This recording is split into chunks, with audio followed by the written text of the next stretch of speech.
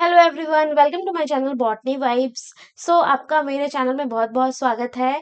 इस वीडियो में हम लोग डिस्कस करेंगे कि हमारे CSIR net life science exam की प्रिपरेशन के लिए अगर हमें 2 मंथ हमारा बचा हुआ है तो हमें किस तरीके से अपनी स्ट्रैटेजी रखनी चाहिए। ये video mainly for a beginner.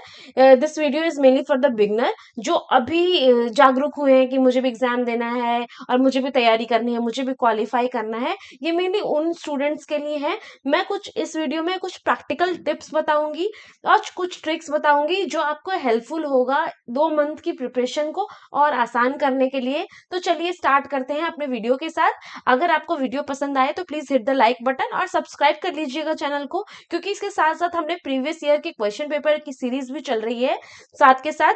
तो आपको एग्जाम की प्रिपरेशन में बहुत हेल्प करेगी। कौन से क्वेश्चन को कैसे टैकल करना है एग्जाम में वो हम लोग सिखाते हैं अच्छे से, तो आप लोगों को बहुत हेल्पफुल होगा। तो चलिए स्टार्ट करते हैं अपनी स्ट्रैटेजी के साथ। क्या रहेगी इस बार, अगर मान लीजिए कि हम लोग बात कर रहे हैं CSIR net life science exam की 2 मंथ की स्ट्रैटेजी, 2 मंथ्स की स्ट्रैटेजी के बारे में बात कर रहे हैं हम लोग कि हमारे 2 मंथ की स्ट्रैटेजी क्या होनी चाहिए। तो सबसे पहली चीज है कि अभी अक्टूबर के मंथ में है हम लोग, और हम मान के चलते हैं कि दिसंबर 15 के बाद ही दिसंबर 15 के बाद ही एग्जाम की डेट आएगी।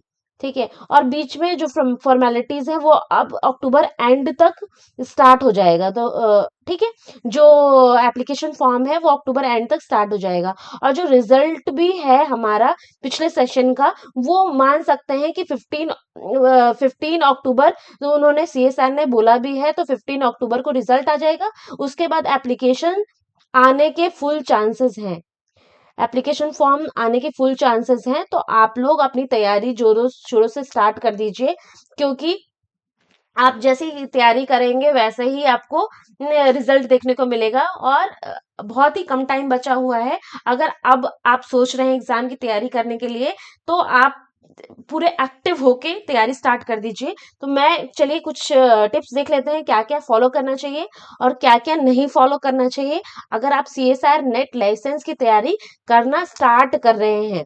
एक तो इसमें 2 तरीके के स्टूडेंट होते हैं। मान लीजिए स्टूडेंट्स हैं, स्टूडेंट 2 तरीके के हैं आप। एक तो वो है जो वेल प्रिपेयर्ड है।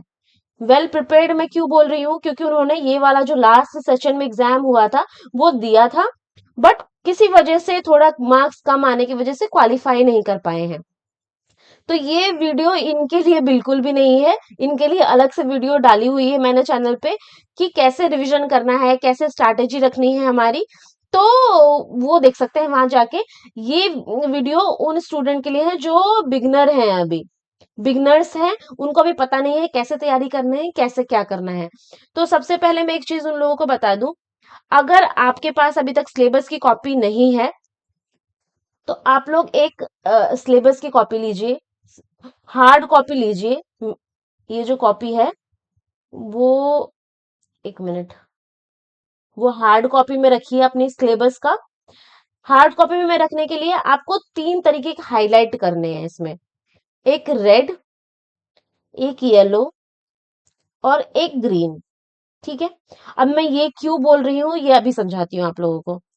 रेड आपको इसके साथ साथ ये हाईलाइट करने से पहले आपके पास जैसे कि आपने सिलेबस की कॉपी रखी है हार्ड कॉपी में, ऐसे ही आपको कुछ 5 साल के 5 इयर्स, रीसेंट 5 इयर्स के आप लोगों को प्रीवियस ईयर क्वेश्चंस पेपर को सामने रखना है। ठीक है, इसके हिसाब से आपको पेपर को एनालाइज करना है और अपने सिलेबस में 3 तरीके के कलर करने हैं। जो PYQ में सबसे ज्यादा मोस्ट फ्रिक्वेंटली आस्क्ड क्वेश्चन है उनको रेड रखना है। ठीक है, जो मतलब मीडियम मीडियम आप पूछे जा रहे हैं हर बार उसको येलो रखना है। और आप इसको ग्रीन रख सकते हैं। आप उल्टा भी कर सकते हैं, आपकी मर्जी है कि आपको पता होना चाहिए कौन सा कलर आप किसके लिए रख रहे हैं। मैंने तो ग्रीन रखा था कि जो मेनली जो क्वेश्चन पूछे नहीं जा रहे हैं, ज्यादा बहुत ही कम आ रहे हैं, जिससे प्रीवियस ईयर में क्वेश्चंस, उसको मैंने ग्रीन रखा था। और जो मोस्ट हॉट टॉपिक थे ना, उनको मैंने रेड रखा था। बट आपकी सुविधा के अनुसार है, आपको पता होना चाहिए कि आपने किसको कौन सा कलर दिया हुआ है। ठीक है, चलिए आगे बढ़ते हैं। तो जो आपका रेड जोन है, मतलब जो एकदम हाईली फ्रिक्वेंटली आस्क्ड क्वेश्चन वाला, हमारा फ्रिक्वेंटली आस्क्ड क्वेश्चन वाला टॉपिक्स है, उसको रेड रखना है। उसके बाद क्या कर सकते हैं हम लोग, तीनों जब आपका हाईलाइट कंप्लीट हो जाए, तो आपके पास कितना, 2 मंथ बचा हुआ है। ठीक है, इस 2 मंथ में आपको कोई भी बल्कि मटेरियल नहीं उठाना है, बल्कि मटेरियल नहीं उठाना है।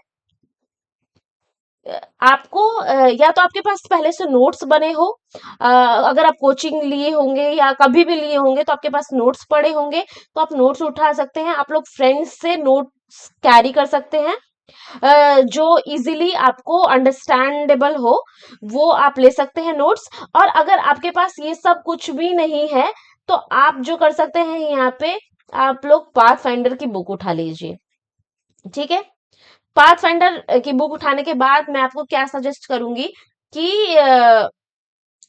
1 सेकेंड, पाथ फाइंडर की बुक उठाने के बाद आप लोग सबसे पहले जो आपका रेड रीजन है, मतलब जो फ्रिक्वेंटली आस्क्ड क्वेश्चन जहां से पूछे जा रहे हैं, जिन टॉपिक से, उनको पढ़िए, रीड करिए, उनको अंडरस्टैंड करिए। उसके बाद उसके पीवाईक्यू पे जाइए।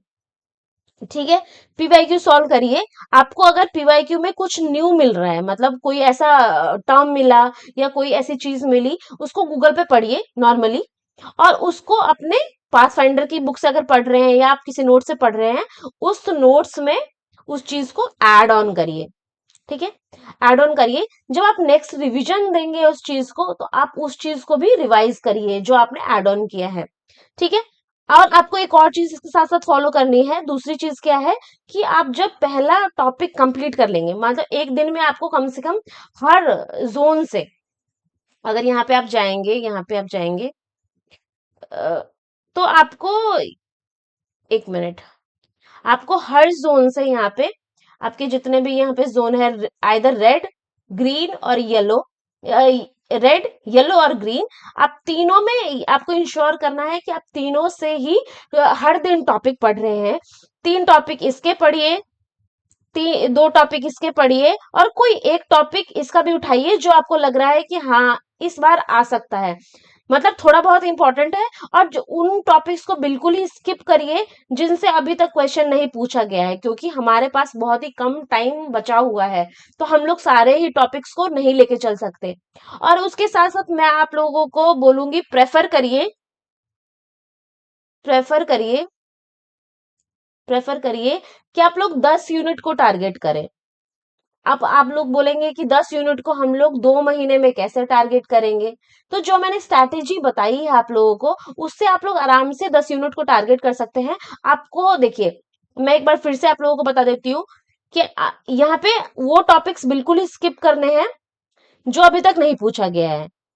नॉट आस्क्ड वाले टॉपिक्स को बिल्कुल स्किप करना है। जो आप फ्रिक्वेंटली आस्क्ड वाले टॉपिक हैं, उसको आपको रिवाइज करना है डेली। जो नॉर्मल मीडियम वाले हैं उनको भी रिवाइज करना है, और जो सबसे कम वाला है उसको भी एक टॉपिक ले सकते हैं आप डेली, ज्यादा टॉपिक लेने की जरूरत नहीं है।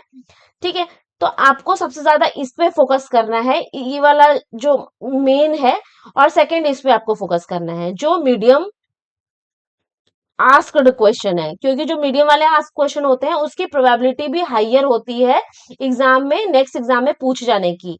उसके साथ साथ मैं एक और चीज आप लोगों को बता दूं। देखिए, मैंने जैसा एनालाइज किया अभी तक पेपर को, तो अगर आप देखेंगे पेपर के पैटर्न को, अगर आप फॉलो करेंगे, तो आपको एक चीज पता चलेगी कि मान लीजिए एक क्वेश्चन आया, ठीक है, ये मेरा किसी भी टॉपिक पे था, ऑटोगैमी पे है, मान लीजिए ऑटोगैमी पे मेरा एक क्वेश्चन आया। ठीक है, अभी ये टॉपिक हॉट टॉपिक नहीं था, मतलब इससे पहले, मतलब 2000 मान लीजिए 24 में पूछा गया, तो अभी तक ये टॉपिक पे क्वेश्चन नहीं आया था। बट इस बार 2024 में इस बार क्वेश्चन आ गया। ये अजम्पशन है ये सिर्फ। ठीक है, तो अगर ऑटोगैमी पे क्वेश्चन आ गया, तो इसकी प्रोबेबिलिटी नेक्स्ट एग्जाम में 2024, अगर ये जून जून में पूछा गया है, तो दिसंबर में इसके दोबारा डिटेल्ड डिटेल्ड क्वेश्चन इस पे पूछे जाने की प्रोबेबिलिटी जो है बहुत ही बढ़ जाती है। तो इसको कतई स्किप ना करें। जो टॉपिक्स अभी रीसेंट एग्जाम में पूछा गया है उस पे मेन फोकस करिए आप लोग, उसको स्किप मत करिए क्योंकि वो बहुत ज्यादा इंपॉर्टेंट है। ठीक है। उसके साथ साथ आप हर दिन क्या करेंगे, 3 से 4 टॉपिक 3 से 4 टॉपिक पढ़ेंगे, जो फ्रिक्वेंटली आस्क्ड वाले के, और जो मीडियम आस्क्ड वाले हैं उसके 2 से 3 टॉपिक पढ़ेंगे। ठीक है। इनको पढ़ने के बाद आपको क्या करना है, इनके पीवाईक्यू सॉल्व करने हैं। पीवाईक्यू सॉल्व करने के बाद आपको क्या करना है, पीवाईक्यू सॉल्व करने के बाद आपको जो न्यू चीजें मिली उसको ऐड ऑन करना है अपने नोट्स में या फिर बुक में, जहां से भी आप पढ़ रहे हैं। आपको इसके साथ ध्यान रखना है, आपको बल्कि नोट्स नहीं उठाने हैं, शॉर्ट नोट्स उठाने हैं, या तो पाथफाइंडर की बुक उठानी है क्योंकि अभी हमारे पास इतना टाइम है नहीं। उसके बाद अब अगले दिन जब नेक्स्ट डे आप पढ़ने जाएंगे न्यू टॉपिक, तो आपको इंश्योर करना है कि आप ये जितने भी टॉपिक आपने पढ़े हैं उसको रिवाइज करें पहले, उसके बाद आगे बढ़े, नहीं तो लास्ट में कोई फायदा नहीं होगा इस चीज का। तो आप लोग इसको रिवाइज करिए तभी अगले टॉपिक पे बढ़िए। ठीक है।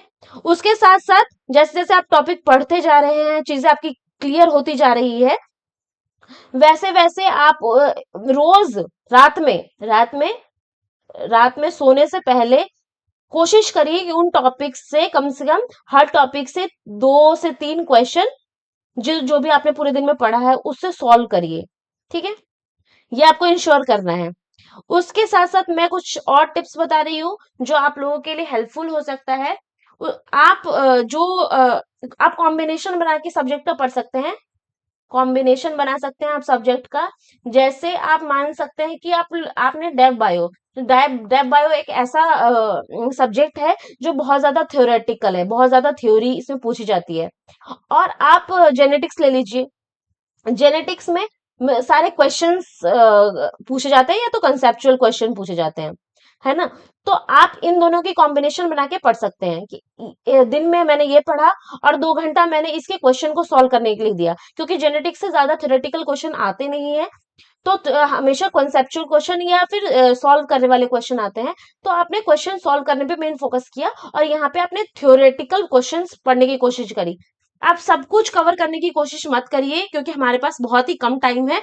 आप जैसे आप मेरी वीडियो भी देख सकते हैं, डेव बायो में कौन कौन से ऐसे टॉपिक्स हैं जो बहुत इंपॉर्टेंट है, आप उस पर फोकस करिए। एक दिन में चाहे आप 2 ही टॉपिक पढ़िए, लेकिन आप अच्छे से पढ़िए और कंसाइज नोट से समझ के पढ़िए, ताकि आपको आगे के लिए आसानी हो। और क्वेश्चन पढ़ने के बाद, टॉपिक पढ़ने के बाद आप लोग प्रीवाईक्यू सॉल्व करना ना भूलें।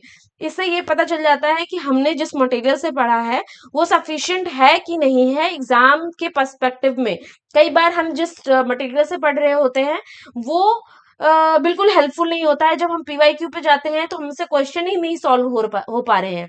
तो जब क्वेश्चन ही सॉल्व नहीं हो पाएंगे तो क्या फायदा हुआ उस टॉपिक को पढ़ने का। तो ऐसा मटेरियल उठाइए जहां से आप समझ भी जल्दी जाए और आपके क्वेश्चंस भी आराम से बन जाए। ठीक है।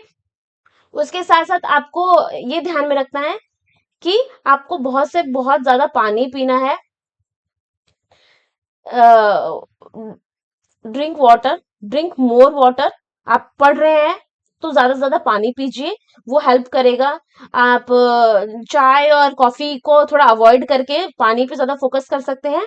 दूसरी चीज है, आप कोई थ्योरेटिकल सब्जेक्ट पढ़ रहे हैं, थ्योरी वाला सब्जेक्ट पढ़ रहे हैं, तो आप बोल बोल के पढ़ सकते हैं। मतलब रीड जैसे करते हैं ना बच्चे लोग, वैसे आप रीड कर सकते हैं, जिससे उस चीज को मेमोराइज करने में बहुत इजी पड़ता है। जैसे हम लोग छोटे थे तो एक एक चीज को बोल बोल के पढ़ते थे तो हमें ज्यादा दिन तक चीजें याद रहती थी, तो हम रिलेट भी अच्छे से कर पाते हैं उस चीज को और याद भी रहती हैं। तो आप ये इस पे फोकस कर सकते हैं।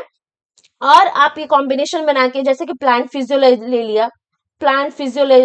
ले लिया, उसके साथ साथ हमने ले लिया कोई और टॉपिक, जैसे कि ले लिया हमने एवोल्यूशन ले लिया। एवोल्यूशन में भी काफी क्वेश्चन आते हैं, लेकिन एवोल्यूशन एक ऐसा भी सब्जेक्ट है जिसमें थ्योरेटिकल भी काफी पूछा जाता है।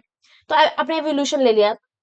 इकोलॉजी, इकोलॉजी, एवोल्यूशन, ये ऐसे सब्जेक्ट हैं जो किसी के साथ बड़े यूनिट के साथ आप लोग कंबाइन कर सकते हैं, तो कोई प्रॉब्लम नहीं होगी।